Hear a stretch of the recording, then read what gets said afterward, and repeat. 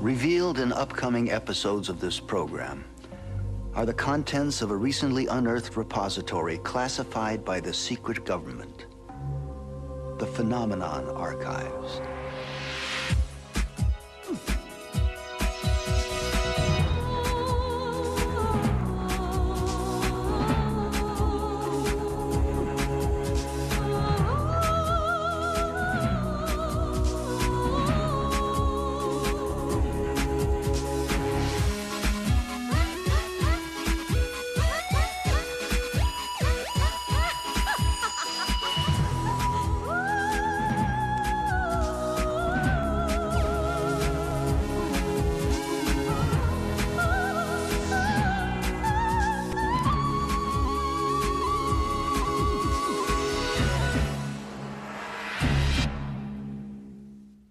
From sand and earth has emerged much of the hidden truth of man's development. Stories long thought to be legend have been proven through archaeological findings.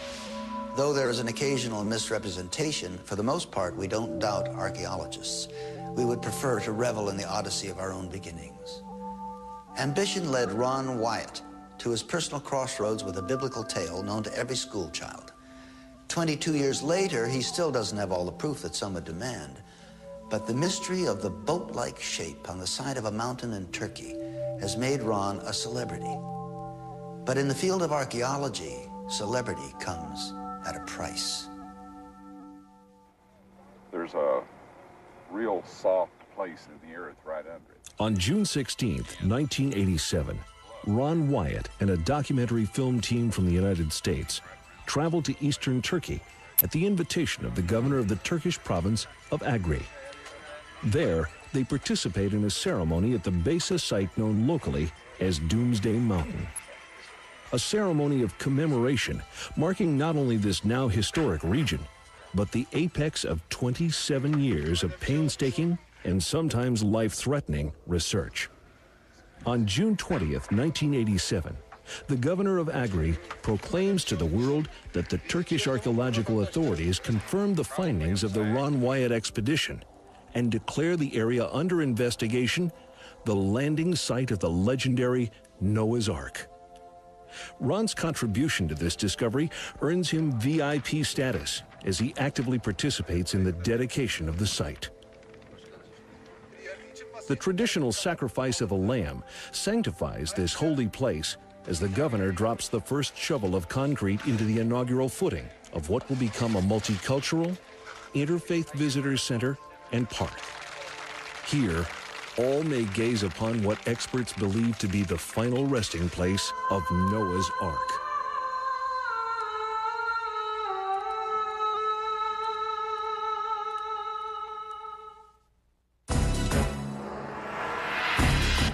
Not everyone addresses Wyatt's work with enthusiasm.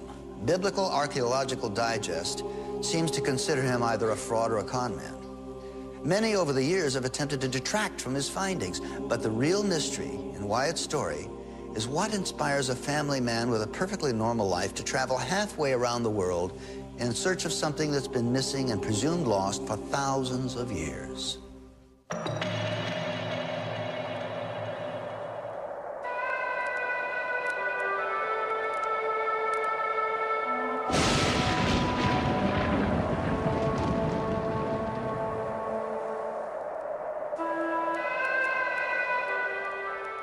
Although precise dating of military intelligence photographs is top secret information, researchers have learned that prior to 1960, in the heart of the mountains of Ararat, while on a routine military reconnaissance survey, Turkish Air Force Lieutenant A. Kurtz took an aerial photograph of a curious boat-shaped object.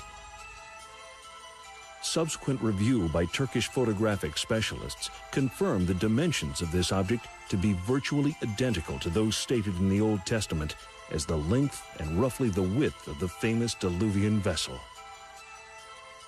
In 1960, news of these photos reaches the United States.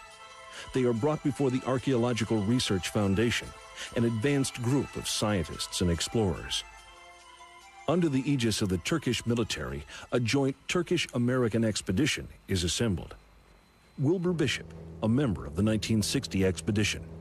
The trip to Dogabaj started, of course, in Ankara. We flew with the Turkish airline to Erzurum. We went from there to Dolgobazit. The Turkish people knew what we were talking about, of course, and we went by our van over to this camp, which is right near the entrance to Persia. And there we rode horseback over to the site. The area is a hotbed of terrorism and conflict, with neighbors like Iraq, Iran, and Soviet Georgia.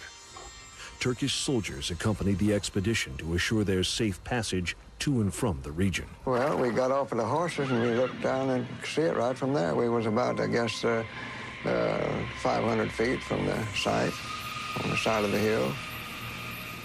We walked down from there. We had to jump several crevices in the earth from the earthquakes that had happened. All of us thought it was a boat. Dr. Arthur Brandenberger, a stereophotogrammetry expert, accompanies the group to the region. After studying the object and comparing the measurements to those in the aerial photos, he states, "I have no doubt at all that the object is a ship. In my entire career, I have never seen an object like this on a stereo photo." The rest of the team remain unconvinced. Their disappointment over a lack of substantiating evidence impels them toward extreme measures. Wilbur Bishop. I asked the Colonel Bockel if he had some dynamite. He says, "No, but we got plenty of black powder." And so I told him, "Go get it." Following the blast, the team finds nothing with which to convince the rest of the world that the boat-shaped object is the fabled Ark. So we left. When we didn't find any timber or anything, well, we figured it wasn't there.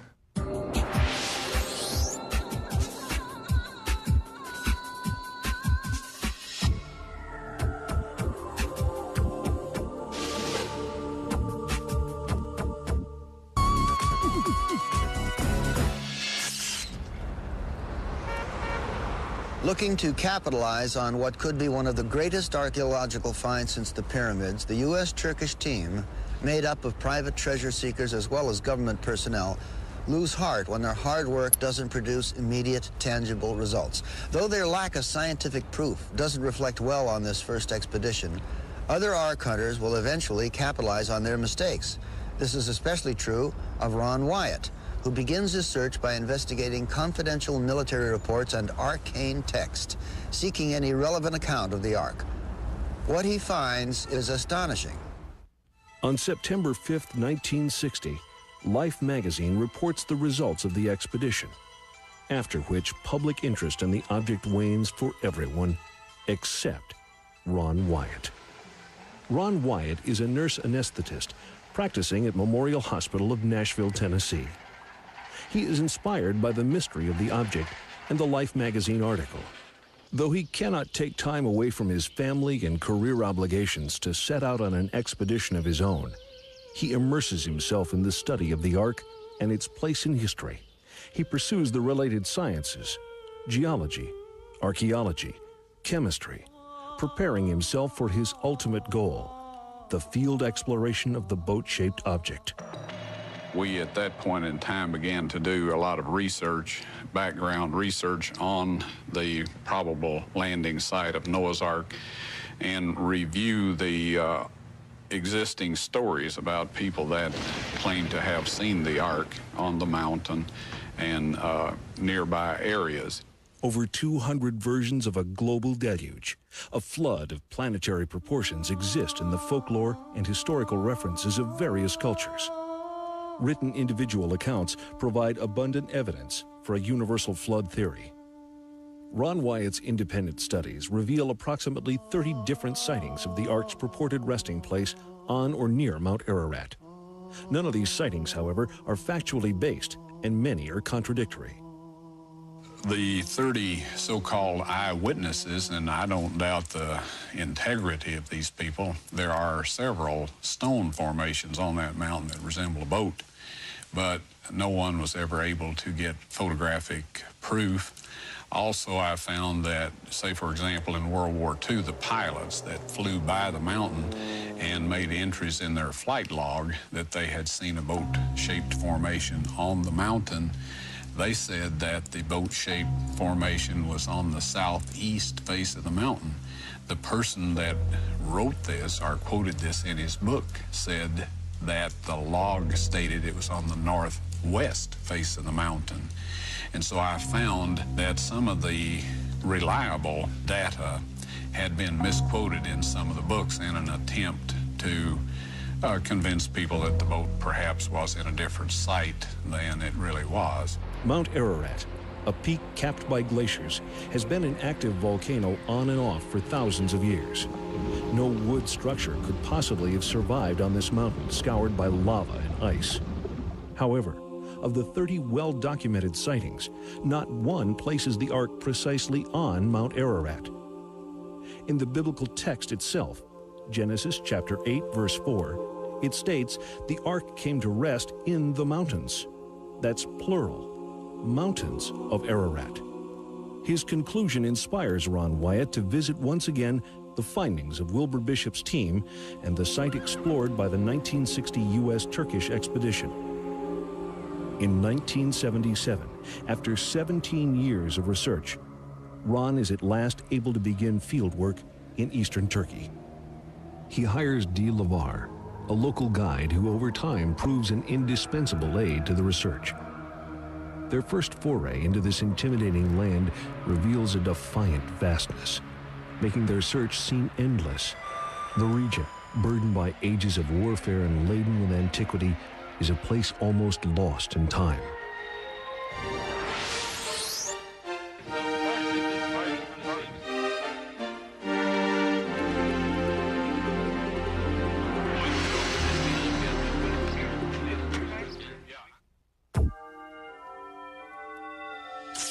Wyatt's path is pitted with problems.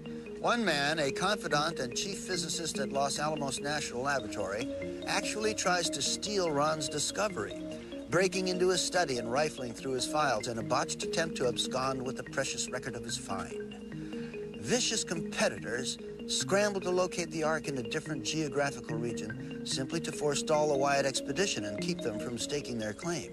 When fame and fortune are at stake, anything is fair game. To pierce the imposing veil of time, Ron takes his investigation to the villages surrounding Ararat. Here in the spoken chronicles of the local inhabitants, he hopes to turn fable into fact and legend into history. His intuition pays off. By visiting with villagers in the proximity of the 1960 expedition and earning their trust, Ron Wyatt is at last directed to the exact location of the object which has held his fascination for so many years. And here we are at last, gazing upon the mortal remains of the great boat that Noah and his family rode to safety. When I arrived at the boat-shaped object, I was amazed at how much it looked like a boat. If you've ever seen a boat that had a hole in it and had partially sunk down to where just the railings of the boat were above the water, this is exactly what I saw sitting out there on that mountainside. Located approximately 15 miles south of Mount Ararat, the site is located atop Doomsday Mountain. Its elevation? 6,375 feet above sea level. The dimensions are confirmed as approximately 515 feet in length, corresponding with the aerial photo survey and ground measurements made by the Turkish U.S. expedition. It appears a long boat-shaped semi-oval with a mound in the center. 20-foot earth-packed rims outline the immensity of the structure. It rests on sedimentary Cretaceous water-laid rock. This suggests that the entire valley was once immersed in water, an important criteria for establishing this area as the possible landing site of the Ark. Although soil samples for chemical analysis are in order, Ron Wyatt lacks the appropriate permits, and so must satisfy himself with his only substantial evidence: the established dimensions and obvious boat shape of the half-buried relic. Before returning home, Ron continues his search for fragments of information about the legendary ship, conferring with and befriending the villagers of the area. Other mysteries unfold. The Turkish word for Ararat is Agradag, or Mountain of Pain. In ancient times, the area acts as a buffer kingdom between rival empires, with the thunder of hooves and the clash of steel from fierce warring nations an almost regular occurrence. The local villagers coming to trust Ron are familiar with every boulder of their land. Their unselfish assistance leads him to a series of remarkable discoveries. He is directed to 4 massive anchor stones, each approximately 8 feet high and weighing several tons. Similar in proportion and design, the stones have 8 distinct crosses which experts believe represent the 8 survivors of the Great Flood. Each cross engraving seems to represent an individual survivor. The alignment and placement of each cross is characteristic of that individual's relationship with Noah and, respectively, to the others in the group. Ron Wyatt. Like all the other grave markers in this area, the Valley of the Eight, this marker once had 8 crosses. Now, these are a beautiful representation of the ornate Byzantine cross, dating back to approximately the 3rd century AD. The large cross representing Noah is especially ornate. The one representing his wife is quite a beautiful design. Now, we have the matched pairing here, the eldest son and his wife. These crosses are of the ornate style. We have this cross here that represents one of the sons beyond the first son, and it matches with this one. Up here we have the representation of the other son, but the representation, or the cross representing his wife, is missing and apparently got broken away over the years. The alignment of these stones tell us the direction from which the boat came as it approached and the mountain that it landed on. One of these stones is approximately a quarter of a mile from the boat itself. Now, these stones, or this type anchor stone, is a very familiar object to the students of early navigation. They were used by many of the early civilizations, the Phoenicians in particular, and the shores of the Mediterranean and the floor of the Mediterranean is strewn with these stones. The difference that becomes obvious immediately is the difference in size. Dragged as ballast behind the ships to which they were tethered, these anchor stones were commonplace on ships sailing the Mediterranean for millennia. Only in size do these stones differ from their Mediterranean counterparts. It is hypothesized that the colossal size of these stones indicates their use as an anchor on a ship of extreme proportions, perhaps even ark-sized proportions.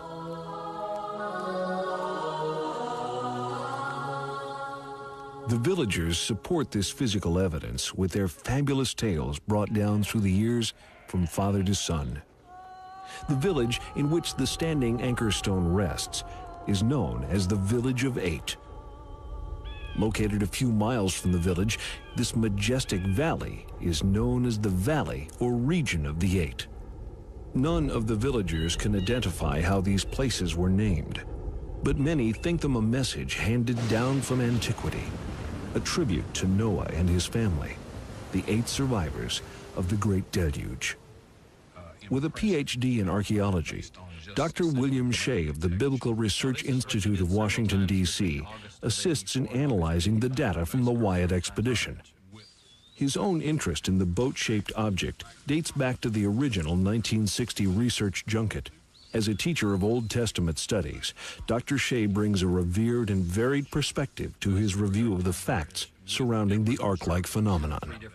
Dr. Shea. I've never measured the exact distance, but if you stand on the object, you can see Mount Ararat in the near foreground. Well, Mount Ararat is a very beautiful and very interesting mountain, but it has certain drawbacks when you think of the flood story in the Bible.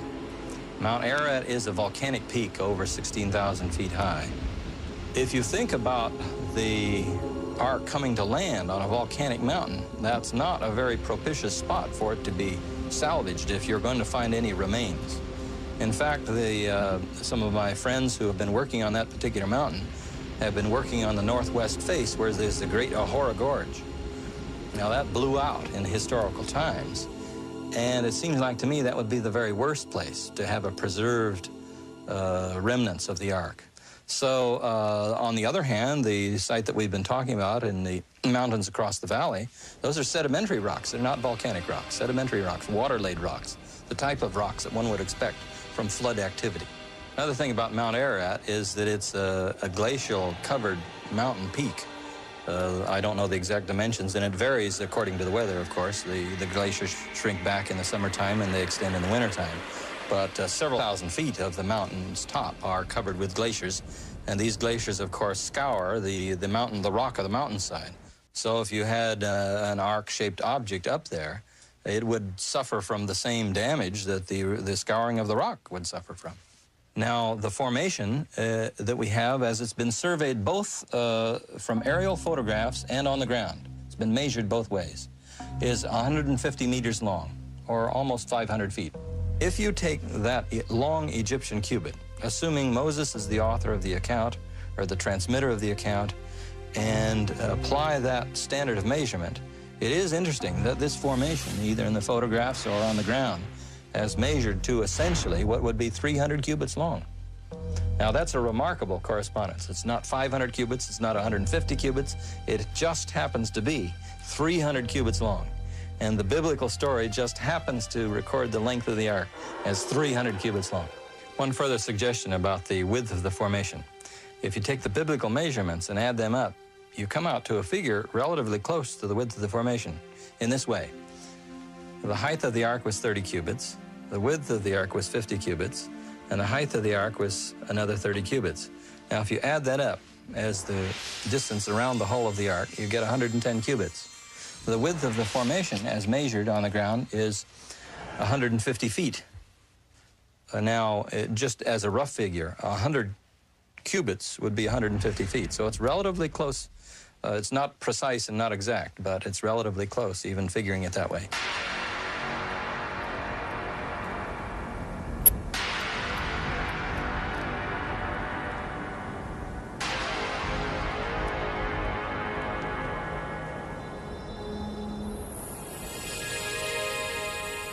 I've seen 3 of those stones in the field. One is in a village and 2 are out in the fields by the village. The first point that one can make in comparing with anchor stones, and we have many, many anchor stones to compare with. Anchor stones were the common way to anchor ships until iron came in about 1200 BC. Anchor stones are tall in one dimension. They are thin in another direction, and they have a hole at the top. Now, the major difference between this type of stone that we find here in Turkey and the stones that we find in the Mediterranean are that this is larger. This is taller than a man by a foot or so.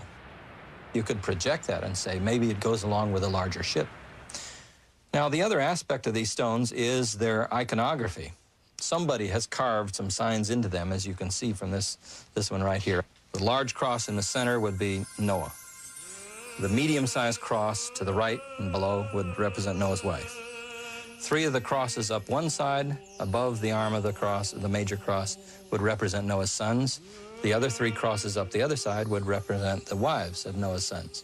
There's exactly 8 crosses. There are 8 people in the flood story, and these are engraved upon stones that look very much like anchor type of stones. The people who put those crosses on these stones saw some type of connection between these particular stones and the idea of Noah and the ark and the 8 people that were in the ark, according to the biblical record.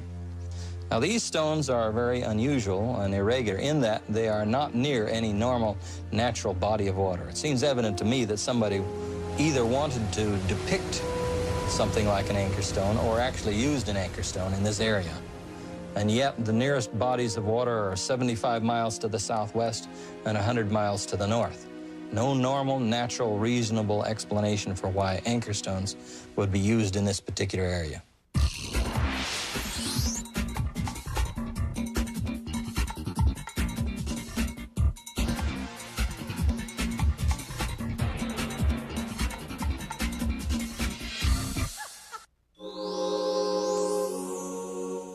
Many qualified scientists and archaeologists contend that Ron Wyatt's methods are absurd.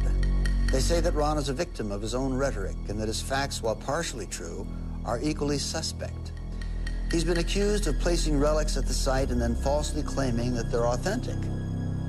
The scientific facts will ultimately determine the legitimacy of the find. Working as a team, their research is both satisfying and productive. Both men are convinced that with the proper permits, enabling detailed geological analysis and subsurface study, if not excavation, that a breakthrough of major historical significance is in the making. Then, as though Wyatt's field successes were not enough to catapult the research into a whole new strata of discovery, a literally earth-shattering breakthrough takes place. My disappointment at having to wait on a permit for a later date was offset by an earthquake that happened in 1978 that did a much better job of excavating the boat than I could have done in maybe a year or 2 years hard work.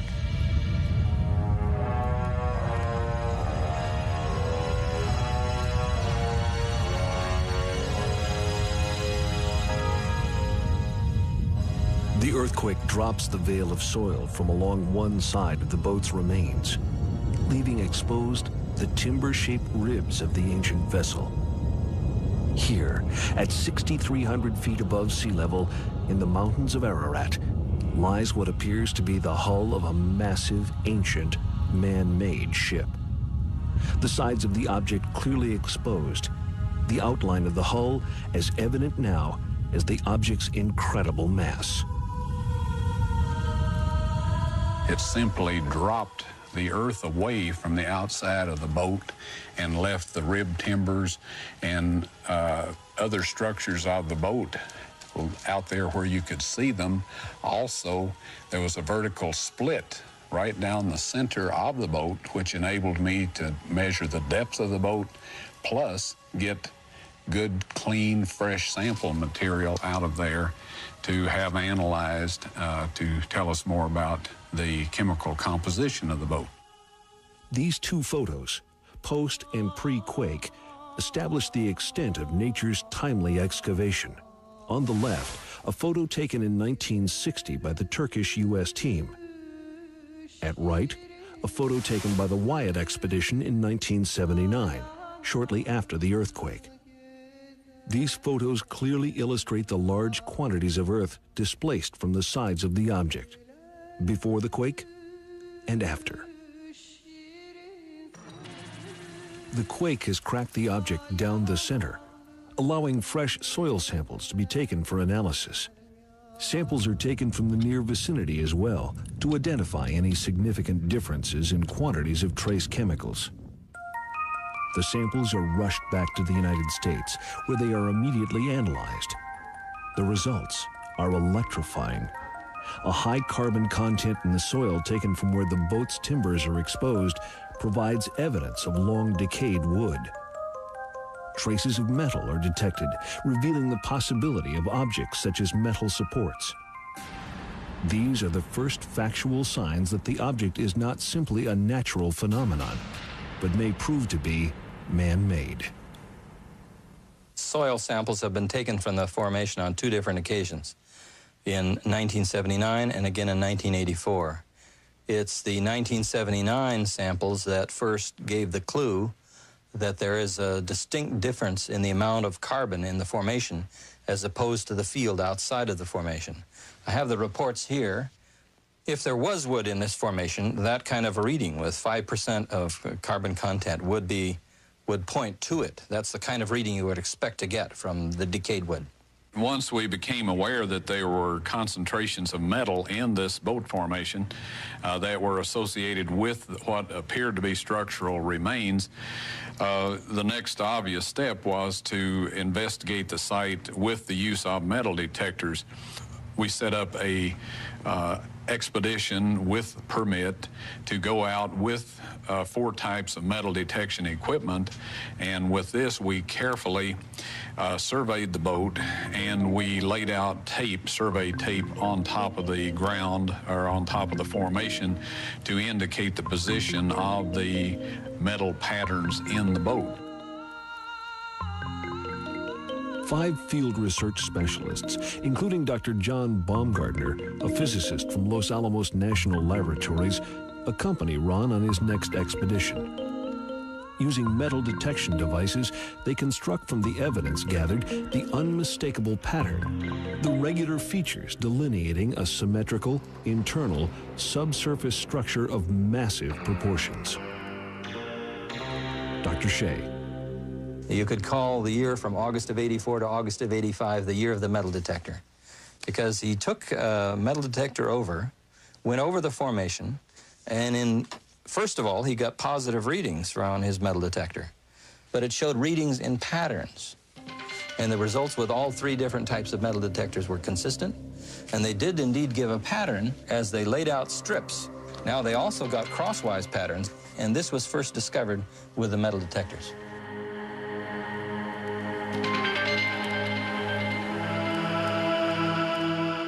4 different types of metal detectors are used. All produce positive readings, translated here into visually observable features.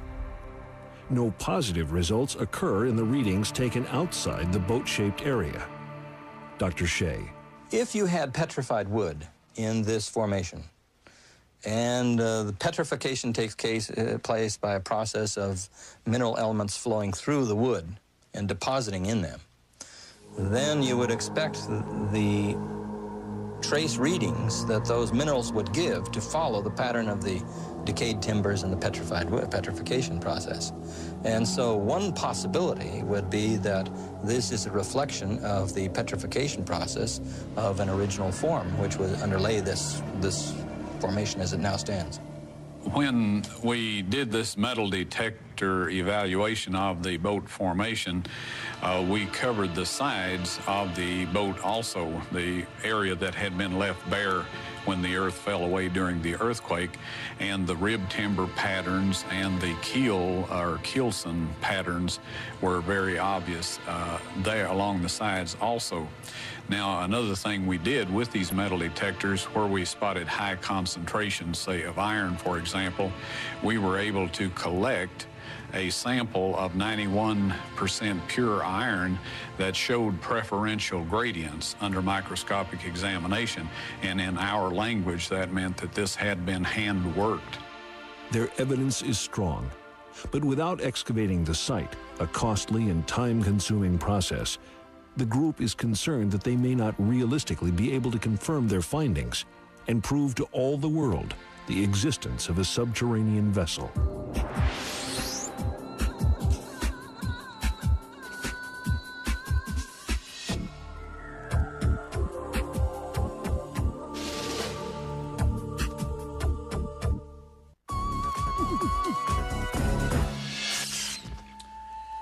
Scientific testing is the key to dating.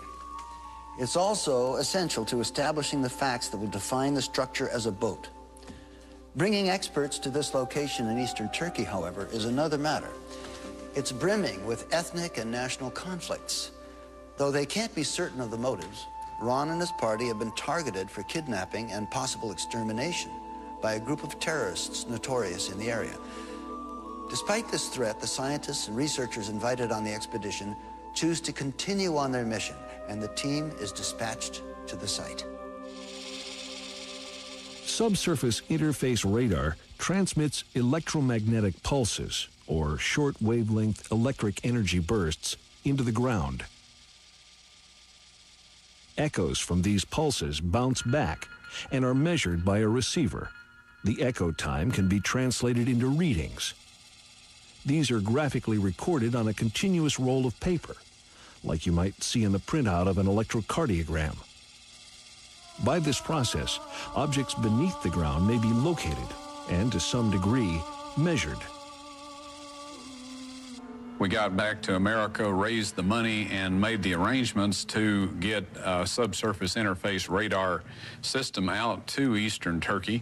So in getting permits to investigate this area or to excavate the area, the Turkish government have to consider what their neighbors will perceive this to be in matters of the security of their borders. In the summer of 1986, the Wyatt expedition assembles once again.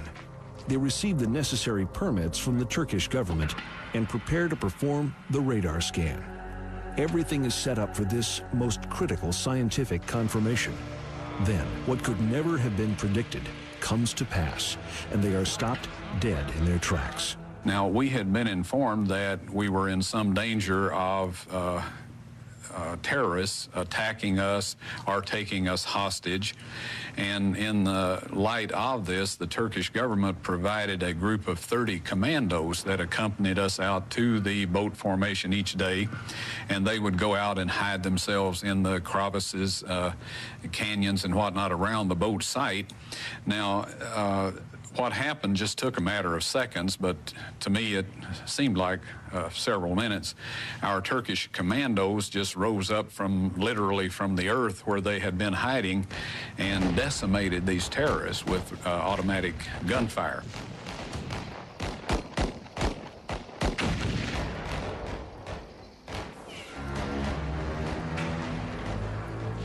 The thunder of gunfire rocks the walls of Doomsday Mountain, a seat of regional conflict for centuries. The Turkish commandos make short work of this violent challenge, leaving their adversaries silenced forever.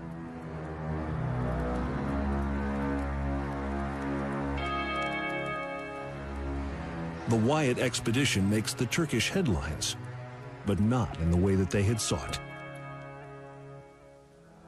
This effectively stalled our attempts to do a radar scan on the boat, and of course it was some time. The radar technicians, special equipment, and support personnel included in this unsuccessful expedition make this setback not only frustrating, but costly.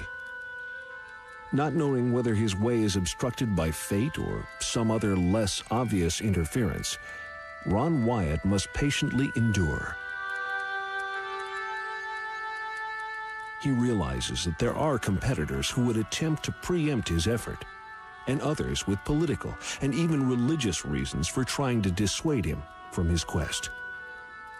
Nevertheless, in August of 1985, the Wyatt expedition receives the necessary government permits to perform the radar examinations. The results are staggering. Massive keelsons, deck timbers, open chambers, and other nautical configurations appear before their eyes, telling the story of what specialists believe to be the remains of an enormous, ancient, man-made ship. Basically, the radar scans show the same thing that the metal detector scans did, only with more detail. They show there's a pattern. They show there's a pattern of linear lines, there's a pattern of cross lines, and there's a pattern of even distribution to these lines in both directions. Now, that's precisely what you would expect out of the remains of a ship-type object, because you would have a keel, you would have parallel lines, which would be keelsons, and you would have the transverse lines, which would be bulkheads and other reinforcing of the ship.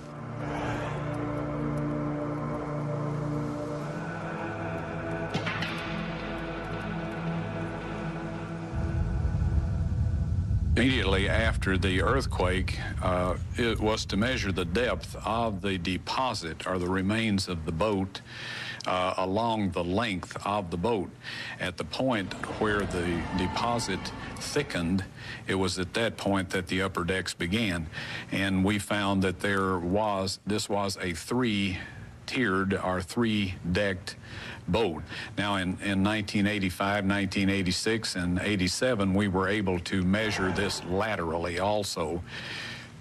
this data with the data that we got from the radar scan allows us to know what the boat looked like and to be able to reproduce a model, scale model of that boat within very close tolerances of what it actually looked like.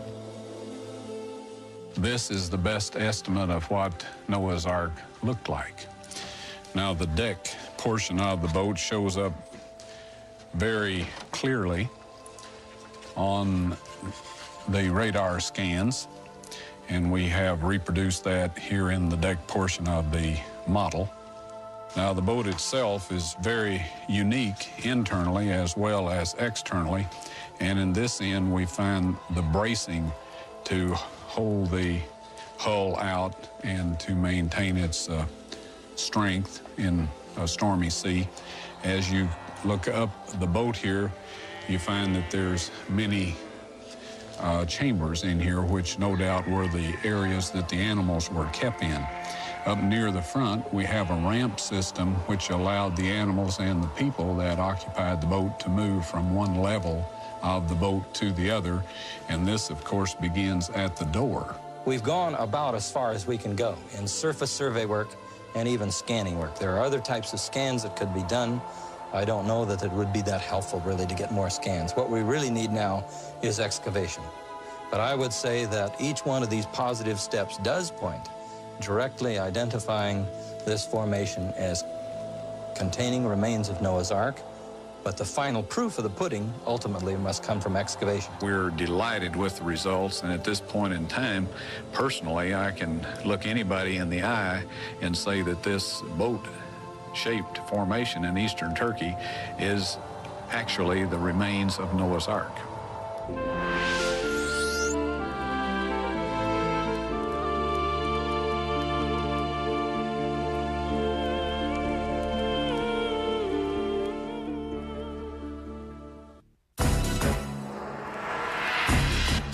It is human nature to want to know our origins and to fill in the blanks of unwritten history.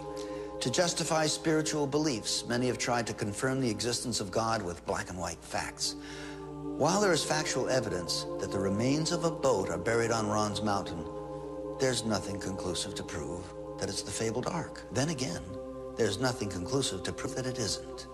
In terms of the importance of the location of Noah's Ark and the identification of it, I would say make three main points.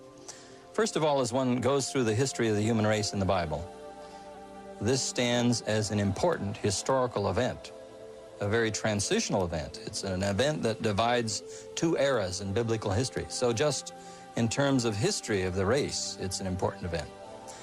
Second, I would say that it will have far-reaching implications in the realms of both science and history. Obviously, some scientific theories are going to have to be revised if we really have found a boat-shaped formation from Diluvian times at the 6,300-foot level in these mountains in eastern Turkey.